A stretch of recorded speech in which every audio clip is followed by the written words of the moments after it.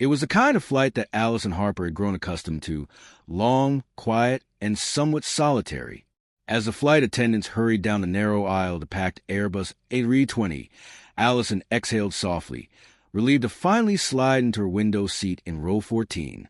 She had chosen this seat carefully, willing to pay an extra $50 for the peace of the view and the tranquility it promised. For her, the window was more than just a frame of glass. It was her escape, a small piece of serenity amid the chaos that came with air travel. She sank into her seat, adjusting the seatbelt with a soft click, and glanced around the cabin as the bustle of last-minute passengers subsided.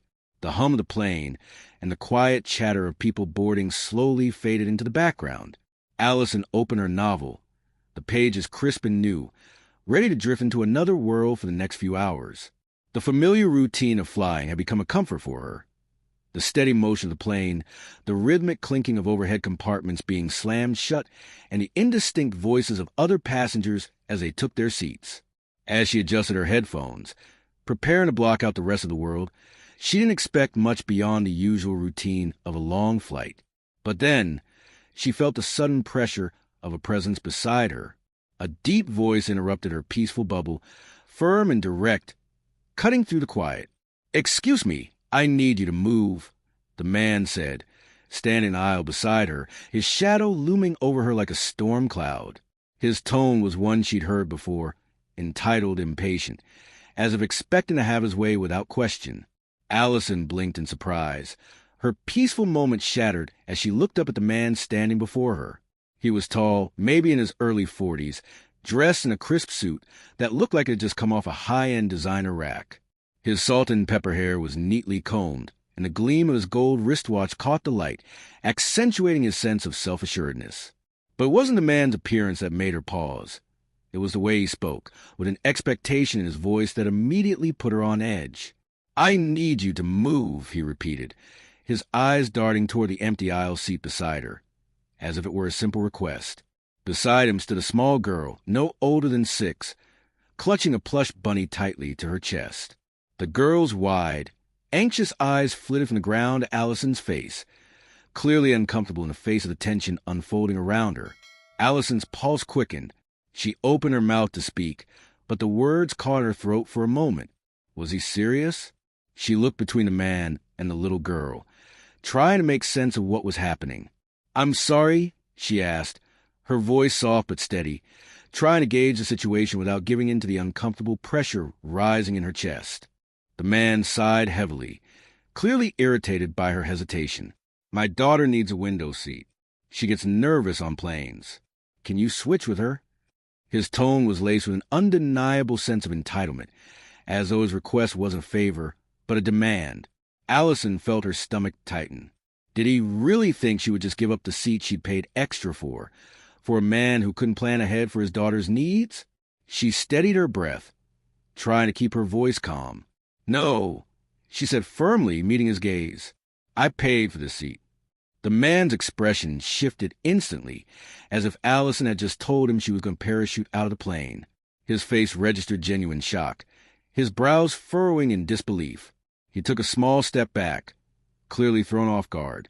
It was as if the idea of someone refusing him was so foreign. It was almost comical. The briefest flicker of surprise in his eyes quickly turned into a tight, almost scornful smile. For a moment, there was a tense silence between them. The hum of the plane, the shuffle of passengers, all seemed to fall away as they locked eyes.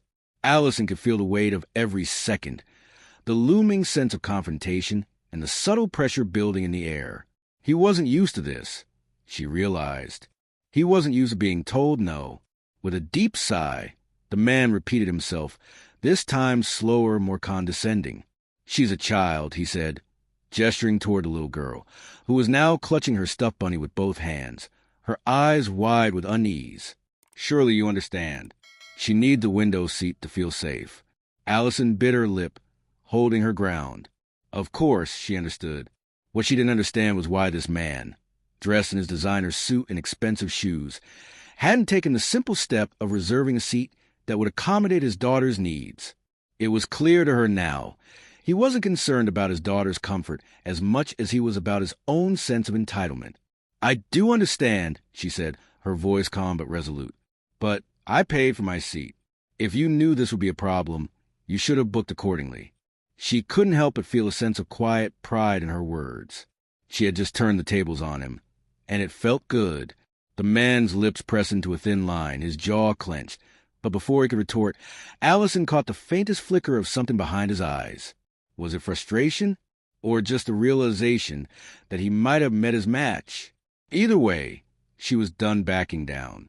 The man's face darkened, and Allison could practically hear the gears turning in his mind as he scrambled for a way to turn the tables. What he didn't realize was that she wasn't going to budge. She was done playing nice. This wasn't about compassion or kindness. It was about him thinking he could get whatever he wanted just because he was used to people rolling over for him. "Unbelievable," he muttered under his breath, shaking his head, as if she were the one making some absurd request. He then raised his voice, louder this time, making sure everyone nearby could hear the drama unfolding. "This is what's wrong with people today," he said, his voice dripping with sarcasm. "No basic decency." Allison felt the heat rise in her cheeks. He was doing exactly what she knew he would. Try and make her the villain. The classic, "you're the bad guy for not helping" tactic. The kind of trick that some people pulled when they didn't get their way. She glanced around, noticing the passengers around them stealing furtive glances, some looking uncomfortable, others awkwardly shifting in their seats. It was clear what he was doing, trying to put her on the spot, make her feel guilty, make her doubt herself. But Allison wasn't having it.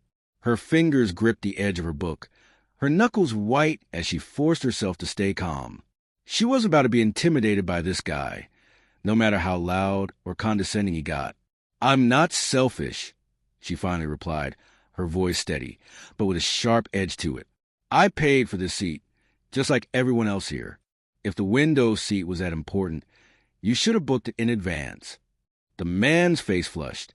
It was as if the words took him by surprise. He opened his mouth to say something, but nothing came out. Instead, he simply stared at her, frustration written all over his face. It was at that moment that Allison realized he wasn't just mad about the seat. He was mad because for the first time in his life, someone wasn't giving in to him, and she was loving every minute of it. Just as the tension between Allison and the man reached a boiling point, a new figure appeared in the aisle, cutting to the confrontation like a knight in shining armor, or at least a flight attendant in a neatly pressed uniform. A woman in her late 40s, Sandra Peterson, stepped forward, her eyes sharp and assessing. With a glance between Allison and the man, she could tell immediately what was going on. She had seen this kind of thing before. The entitled passenger, the reluctant hero, and the all-too-familiar drama. "Is there a problem here?" Sandra asked, her voice calm yet commanding, as though she were a referee stepping into a boxing match. Before Allison could even open her mouth, the man pounced. "Yes," he snapped, crossing his arms tightly over his chest. "This woman won't give up her seat for my daughter." Sandra gave him a once-over, the tiniest lift of her brow betraying the slightest hint of skepticism. She took in the whole scene, Allison's calm, firm demeanor, and the man's seething frustration. With a small but decisive exhale, Sandra's focus shifted back to Allison. "Ma'am, did you book this seat?" she asked, her tone professional but not without a glint of authority. Allison nodded, resisting the urge to roll her eyes at the absurdity of it all. "Yes, I did." Sandra turned to man, now fully in control of the situation. "Sir," she said, her voice unwavering, "she has a seat assigned to her. I cannot ask her to move." The man scoffed, rolling his eyes as if he were dealing with a particularly difficult child. "I'm aware of that," he said, his voice dripping with disdain. "But I'm asking you to do the right thing and help us resolve this." Sandra didn't flinch. "Sir, customer service doesn't mean forcing another passenger to give up their seat," she replied, her patience clearly thinning but her professionalism intact. Allison watched the exchange, a small smile tugging at the corners of her lips. Sandra wasn't just standing up for her. She was shutting down this man's entitled tantrum with the precision of a surgeon, and it felt so satisfying. Richard's frustration was now palpable, and it seemed like every muscle in his body was wound tighter than a spring ready to snap. He huffed, crossing his arms tighter and glaring at Sandra as though she was the one who had refused his request, not Allison. But Sandra, ever the professional, remained unfazed. She didn't even flinch at the intensity of his stare. If anything, she seemed to relish the discomfort he was now squirming through. "I understand your concern, sir," she said, with a measured calm that made it clear she wasn't going to be intimidated by his theatrics. "But if you need a window seat for your daughter, I'd be happy to check for any available ones. However, I won't be asking a passenger to give up a seat they've paid for." Richard's jaw tightened so hard, Allison thought he might crack a tooth. He turned on his heel, pacing a couple of steps down the aisle like a lion in a cage, but his words cut through the air. "This isn't about the rules.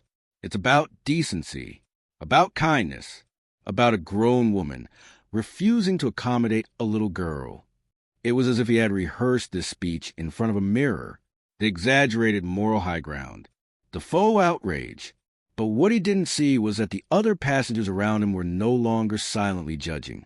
They were starting to shift uncomfortably in their seats, some sneaking glances, others outright scowling at his increasingly ridiculous performance. It seemed like the more Richard ranted, the more his argument crumbled under the weight of reality. Sandra stepped even closer to him, her voice now low but full of authority. "Sir," she said, eyes locking with his, "I am going to ask you one more time to take your assigned seat." Allison almost applauded. She couldn't believe it. Sandra wasn't just standing up for her.